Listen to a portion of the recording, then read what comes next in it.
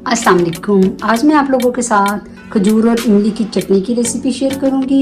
इसी रेसिपी के लिए जो चीज़ें मैं इस्तेमाल कर रही हूँ वो ये हैं। एक कप मेरे पास ये गुड़ है 100 ग्राम के करीब, 100 ग्राम खजूरें हैं, 100 ग्राम ही एक कप के करीब ये इमली का पल्प है।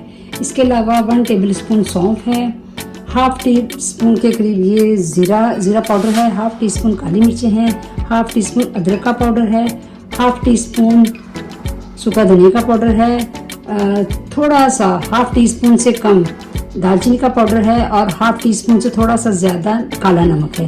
तो चलिए स्टार्ट करते हैं। ये सबसे पहले इमली डाल देंगे,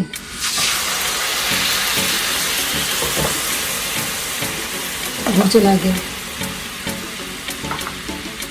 और ये खजूरों को मैंने मोटा मोटा काटा हुआ है और साथ ही मसाले भी डाल देंगे।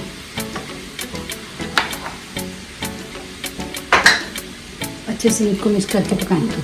आधा कप के करीब पानी डाल के तो इसको 15 से 20 मिनट पकाएंगे हल्की आंच पे, ताकि सारे मसाले और गुड़ अच्छे से मिक्स हो जाए। ये देखिए चटनी तकरीबन तैयार है। खजूरें अच्छे से सॉफ्ट हो गई हैं, गुड़ भी अच्छे से मिक्स हो गया, सारे मसाले आपस में रच गए हैं इमली के साथ। और ये देखिए खजूरें बिल्कुल सॉफ्ट हो गई हैं। अब इसको 1-2 मिनट और पका के ठंडी करके तो अपने जार में डाल देंगे।